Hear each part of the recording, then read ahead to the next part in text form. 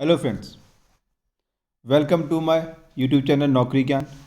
तो दोस्तों, आज हम बात करेंगे तमिलनाडु पब्लिक सर्विस कमीशन के द्वारा बहुत सारी वैकेंसी निकाली गई हैं। ये ऑलमोस्ट जो वैकेंसी निकाली हैं इन्होंने, ये ऑलमोस्ट 5400 वैकेंसी से ज़्यादा है।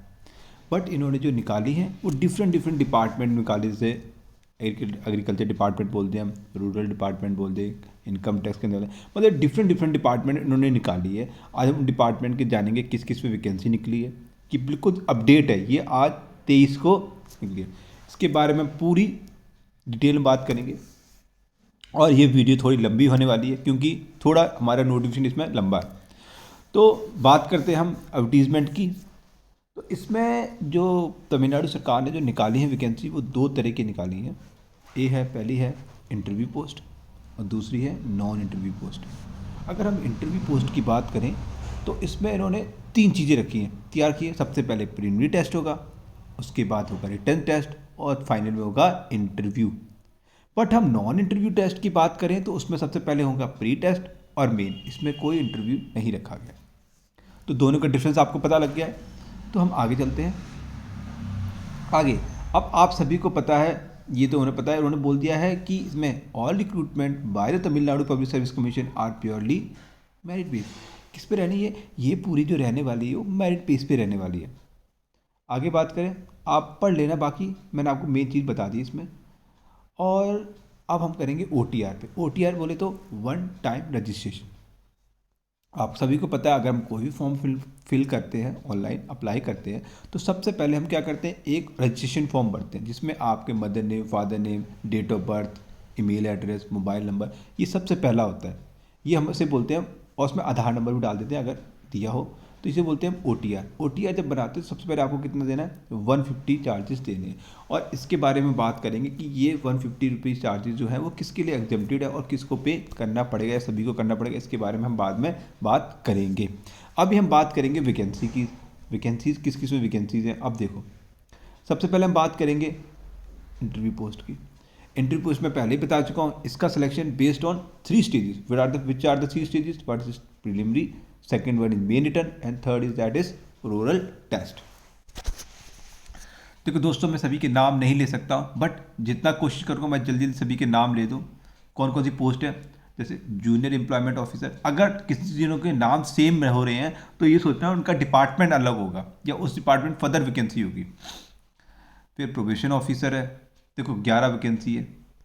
फिर इसकी 2 वैकेंसी है। असिस्टेंट इंस्पेक्टर की 9 वैकेंसी है। सब रजिस्ट्रार ग्रेड की 17 वैकेंसी है। जूनियर एम्प्लॉयमेंट ऑफिसर की है 8 vacancy. Special assistant in vigilance and anti corruption department में 1 वैकेंसी है। और स्पेशल ब्रांच में है 15 एंड स्पेशल ब्रांच असिस्टेंट में 43। तो टोटल हो गए 116 वैकेंसी है। ये है इंटरव्यू पोस्ट, इसमें पहले बता चुका हूँ मैं। आगे नॉन इंटरव्यू पोस्ट आ गई है, क्योंकि अंदर इंटरव्यू नहीं, डायरेक्ट मेन और रिटर्न, सॉरी प्री और रिटर्न होगा, हो जाएगा भर्ती आप। म्यूनिसिपल कमीशन ऑफिसर, ये देखो 9 वैकेंसी है इसके अंदर। आगे चलें, फिर असिस्टेंट सेक्शन ऑफिसर, देखो 2 नाम सेम लग रहे हैं। देखो ये है in secretariat law department other than law and finance. देखो अगर नेम सेम है इट डजेंट मीन कि वो सबकी एक जैसी है। तो ये फाइनेंस की आ गई, ये अदर देन लॉ है। तो ऐसी डिफरेंट डिफरेंट डिपार्टमेंट का सेम नाम मिल रहा है, इट मीन तो डिफरेंट डिफरेंट डिपार्टमेंट की वैकेंसी है। Assistant section officer, assistant section officer, फिर assistant full time residential women, senior inspector, audit inspector, assistant inspector in local fund and audit department. अगर जिसके आगे स्टार लगा इट मीन्स वो backlog vacancy, मतलब पिछली बार निकली थी लेकिन फिल नहीं हो पाई थी। Supervisor, junior judgment. देखो सैलरी देखो, आप देखो 35,000 से लेकर 1,30,800 के बीच में, सैलरी बहुत बढ़िया है, बट आपकी मेहनत बढ़िया होनी चाहिए। Handloom inspector, assistant in commissionerate in revenue department है। फिर रेवेन्यू डिपार्टमेंट की देखो ये डिफरेंट डिफरेंट जॉब्स निकली है। ये जो जो पोस्ट कोड देखिए डिफरेंट डिफरेंट डिस्ट्रिक्ट की उनके, ये देखो और किस डिस्ट्रिक्ट में कितनी है, कहाँ पे पोस्टिंग हो, उसके अकॉर्डिंग ये है। फिर ये आ गया रूरल डेवलपमेंट के अंदर, ये देखिए आप। अब बात करेंगे हम, मैं आपको एंड में टोटल बताऊंगा, ये डिफरेंट डिफरेंट डिस्ट्रिक्ट में निकली। अब ये आ गया assistant in the division of commercial tax department के अंदर आ गए हम। इसके अंदर 2 है, assistant in commercial taxes Chennai, assistant commercial taxes Tiruvalluvai division के अंदर है।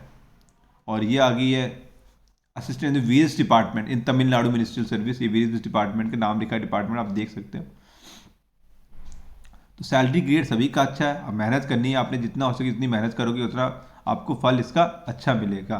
ठीक है, अगर देखो मैं ऊपर जा रहा हूँ, अगर किसी को पूछना है कौन से सेक्टर में कौन से नहीं है, आप मुझसे पूछ लो, मैं आपको बता दूंगा कमेंट सेक्शन में। अगर आप मेरे चैनल पे पहली बार आए तो प्लीज़ चैनल को सब्सक्राइब जरूर करना। मैं लेटेस्ट से लेटेस्ट अपडेट आपको देता रहता हूँ रिगार्डिंग रिगार्डिंग सिर्फ मैं देता हूँ रिक्रूटमेंट से रिलेटेड। जॉब जो भी निकलेगी, कहीं भी निकले, जाए एमपी में निकले, जाए यूपी में निकले, जाए कर्नाटक या तमिलनाडु, जहाँ भी निकले मैं आपको अपडेट कर देता हूँ। अब देखो टोटल वैकेंसी कितनी थी, 5,414 वैकेंसी थी। मैं आपसे बोला था 5,000 is not a small figure, बहुत बड़ी फिगर है ये। अगर आपको सिर्फ एक वैकेंसी के लिए मेहनत करनी है और प्रोबेबिलिटी बहुत ज़्यादा है, नंबर बहुत ज़्यादा बड़ा है, तो प्रोबेबिलिटी आपके चांसेस भी उतने ज़्यादा बढ़ जाते हैं। तो प्लीज़ अगर आप तैयारी कर रहे हो, 1-2 साल नहीं हुआ, तो सही सोचो इस बार पूरी जी जान से मैंने मेहनत करनी है, हार नहीं माननी मैंने ज़िंदगी में। बस देखो अगर हार मान के बैठ जाओगे तो आपके सारे दरवाजे बंद हो जाते हैं, सारे दरवाजे, आपका मतलब स्कोप ऑफ डेवलपमेंट तो खत्म ही हो गया। ये याद रखो जिंदगी में, इसलिए मेहनत करनी बहुत जरूरी है। चलो आगे चलें। अब ये जो बोला है, ये जो स्टार दे रखा था, मैंने आपको बताया था कैरिड फॉरवर्ड वैकेंसी है, उनके बारे में उन्होंने डिटेल दे रखी है। अगर आपने देखना और कितनी वैकेंसी है उसके रिगार्डिंग आप देख लेना इसको। आगे चले। अब हम आगे बात करेंगे इंपॉर्टेंट डेट्स की, डेट एंड टाइम की। अगर इंपॉर्टेंट डेट और टाइम की बात करें तो हमारी जो डेट ऑफ नोटिफिकेशन है वो 23/2 से शुरू हो गई है और 23/3 तक चलनी है। मतलब आज से शुरू हुआ और आज खत्म हो जाएगा शाम 5 बजे तक या 12 बजे तक चलता है, इससे ज़्यादा ऊपर नहीं चलता है। 23/3 रात के 12 बजे या शाम के 5 बजे तक वो ख़त्म कर देते, उसके बाद नहीं होता। अब इसका टेस्ट जो रखा है उन्होंने वो 21/5/2022 को रखा है, 9:30 से 12:30। ठीक है, और जो मेन रिटर्न होगा वो अभी तक कंफर्म नहीं है किसी का भी कि कब होगा। वो आपको जब भी आएगा वो आपको अपडेट कर दूंगा मैं, या फिर आपको मैसेज आ जाएगा। नेम ऑफ द पोस्ट, सबकी पोस्ट ये रही है। अब हम एज की बात करेंगे तो मिनिमम एज रखी है, मैक्सिमम मैं बता देता हूँ। मैक्सिमम बात करेंगे हम पहले बाद में। For all the post except provision officer in the department of regional correction officer, उसके अलावा छोड़ के बाकी सबकी मिनिमम 18 रखी है। सब रजिस्ट्रार ग्रेड 2 रजिस्ट्रेशन डिपार्टमेंट की रखी उन्होंने 20 साल, और provision officer in the department of prison and correctional officer उसकी रखी है 22। ये 3 डिपार्टमेंट में बाइफिकेशन की है अपनी वैकेंसीज की, पोस्ट की। और अगर आप बिलोंग टू जनरल कैटेगरी तो आपकी लास्ट है 32 साल। यहाँ क्या लिखा है, या ढंग से पढ़ लीजिए, जिसको नहीं पढ़ा ढंग से पढ़ लीजिए। Others applicant not belonging to SC SC ST MBC DC BC and BC, अगर इसके अंदर बिलोंग नहीं करते तो जनरल कैटेगरी आ गई और आपकी होगी 32। अगर आप इन सभी में बिलोंग करते हो, ये जो मैं पढ़ रहा था वो है आपकी, कोई अपने एज लिमिट है नहीं, मतलब आप मेहनत कर सकते हो लाइफ टाइम। अब हम बात करें आगे, तो आगे एज करेक्शन, ये सबको पता है, एज करेक्शन था, हाँ कंसेशन, सॉरी। एजुकेशन क्वालिफिकेशन मेरी माने तो जो मोस्टली जो देते हैं वो डिग्री होल्डर होना चाहिए। डिग्री बोले तो मतलब आपने ग्रेजुएशन की हो या फिर आप स्नातक हो, हिंदी में बोलते हैं। फिर देखो equivalent qualification awarded by any university और institution recognized by the university grant commission से, UGC बोलते हैं।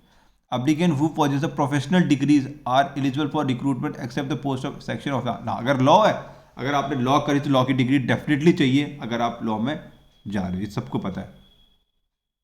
अगर फाइनेंस में जा रहे हो तो आपको MBA चाहिए, नहीं तो MCOM चाहिए, BCOM चाहिए, इस तरह की आपकी डिपार्टमेंट क्या होनी चाहिए, डिग्री होनी चाहिए। देखो आप जिस फील्ड में अगर जॉब करना चाहते हो तो उसकी फील्ड से रिलेटेड आपको नॉलेज तो होनी चाहिए, क्योंकि जब पेपर दोगे PSC is not an easy कि सब आग बंद कर लेते हैं। अगर आपको उसकी नॉलेज है तभी आप कर सकते हो अच्छे से, क्योंकि सब्जेक्ट तो क्लियर करना पड़ेगा बाद में।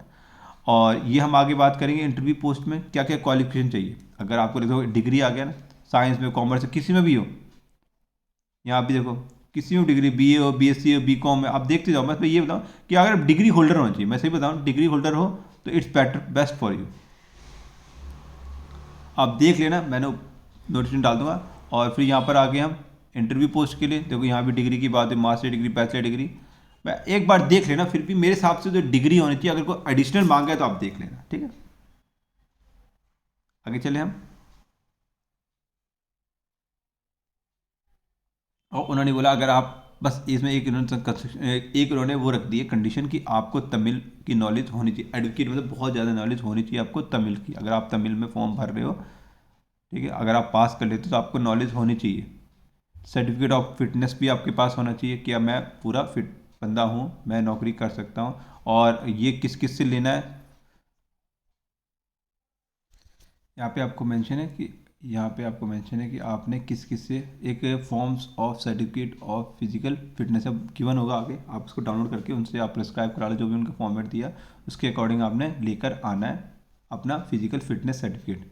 अब आप बात करें, देखो यहाँ पे क्या बात करते हैं, सबसे पहले registration, one time registration revise हो गई है, अमाउंट जो भी था 150 रुपये, प्रीलिमिनरी के टाइम आपको देने पड़ेंगे 100 रुपये और मेंस के टाइम में फिर 150 रुपये, ठीक है। जब आप सबमिट करो वहाँ पे देने पड़ेंगे। OTR मैंने बता दिया क्या होता है। और यहाँ पे कंसेशन, अब एग्जामिनेशन फीस मैंने बताया था, मैं आपको बताया था कि किसको कंसेशन दिया जाएगा, schedule caste full consumption, ST full consumption, most backward class 3 chances, तीन, अगर आप तीसरा चांस हो तो फ्री हो सकता है। बैकवर्ड क्लास के लिए 3 चांसेस है, एक्स सर्विसमैन के लिए 2 चांस है, और PWD फ्री है, और डेस्टिट्यूट विडो फ्री है, ये सब लोग फुली एग्जाम्प्ट है। अगर अब बात करें आगे हम, तो मोड ऑफ पेमेंट आपको पता है, सभी को पता है मोड ऑफ पेमेंट क्या होता है, ऑनलाइन होता है, वो आपने पे करना पड़ेगा, कंसेशन वालों को नहीं पे करना पड़ेगा। और ये प्रीलिमिनरी का देखा है for both interview and non interview के लिए। सबसे पहले जनरल नॉलेज, आगे क्या देखा, प्री के अंदर उन्होंने क्या मांगा है, जनरल, अब ये एग्जाम पैटर्न आ गया हमारे पास, तमिलनाडु की चाहिए, SLC standard 100 question, general study की degree standard 75 question, aptitude mental ability 25 question, total हो गया इसमें 200 क्वेश्चन। और general English, general study, aptitude और वो रखा, टोटल आपको कितने मार्क्स का होना है, टोटल होने मैक्सिमम मार्क्स 300, टाइम देना आप 3 आवर, 3 घंटे मिनिमम, क्वालिफाइंग होने आपके 90 मार्क्स आपके क्वालिफाइंग होंगे, ये याद रखना। 200 क्वेश्चन होंगे 300 मार्क्स के, 3 घंटे में आपने क्लियर करके और 90 नंबर लेने, यहाँ पे 200 होंगे, 200 ठीक है। मैक्सिमम मार्क्स कितने हैं, 300, ड्यूरेशन 3 घंटे, और क्वालिफाइंग आपके हो जाएंगे 90। आगे बात करें हम, ये मेंस का बता रहे हैं। अब सिलेक्शन प्रोसीजर सबको पता है, जब तीनों स्टेज क्लियर होंगे, जो मेरिट बनेगी एंड में, जो प्री क्लियर हो गया फिर वो मेंस में जाएगा, जिसका मेंस क्लियर रहेगा उसका इंटरव्यू होगा, इंटरव्यू में जिसका सबसे ज़्यादा मार्क्स बनेंगे सारा मिला के वो फाइनल में सेलेक्टेड हो जाएगा, जो कट ऑफ उनके अकॉर्डिंग उठेगी। तो ये यही प्रोसीजर है इनका। और ये डिफरेंट एग्जामिनेशन सेंटर आपको गिवन है, चेन्नई है, चिदम्बरम है, कोयम्बतूर है, कंचीपुरम है, करिकुटी है, मदुराई है, नगरकोइल है। तो यहाँ पे आपकी पोस्टिंग या फिर एग्जामिनेशन सेंटर होंगे, पोस्टिंग लगभग यही हो जाती है, ऐसे सेम सेम जैसे यहाँ सेंटर बनते हैं। एम्प्लॉयमेंट डिटेल हो गई है हमारे पास, और जनरल इन्फॉर्मेशन आपने पढ़नी है, आप पढ़ सकते हो। आपको जब ऑनलाइन अपलोड करोगे तो वो फोटोग्राफ वगैरह सिग्नेचर आपको अपलोड करने पड़ेंगे। और कुछ रहता है मैं एक बार देख लूँ, कुछ आपको बताने वाली चीज़ हो तो मैं आपको इन्फॉर्म कर दूँ, इसे फिर ख़त्म करें। आप अप्लाई देखो, अप्लाई करने के लिए अगर किसी को पूछा अप्लाई कैसे करने, तो प्लीज़ मुझे कमेंट सेक्शन में पूछ लेना। लास्ट डेट फिर बता रहे हैं कि 23/3/2000 से रात के 12 बजे, टाइमिंग कह रहे हैं रात के 12 बजे उनका ख़त्म हो जाएगा, तो 12 बजे से पहले, रात के 23 मार्च से पहले आप ख़त्म कर दें। तो ये हमारा सारा है। तो दोस्तों ये हमारा तमिलनाडु पब्लिक सर्विस कमीशन का अपडेट थी कि इन्होंने 5400 समथिंग वैकेंसी निकाली है। तो दोस्तों अगर किसी ने सिलेबस देखना है तो इसी नोटिफिकेशन के अंदर सिलेबस है, अगर सिलेबस डिस्कस करना है तो मुझे कमेंट सेक्शन में बता देना कि सर सिलेबस डिस्कस कर दो, तो डिस्कस कर लेंगे। तो दोस्तों जाते जाते दो चीज़ जरूर क्या करो, एक शेयर कर दिया करो अपने दोस्तों, किसी का भला हो, दूसरा चैनल को सब्सक्राइब कर लिया करो ताकि आपको अपडेट नोटिफिकेशन मिल जाए। थैंक यू वेरी मच, जय हिंद जय भारत। मैं फिर बोल रहा हूँ फॉर्म को ज़रूर फिल करना, क्योंकि फिगर बहुत बड़ी है, 5400 समथिंग वैकेंसी है, it's not a small amount, so amount figure बोलो, ठीक है। थैंक यू, जय हिंद जय भारत।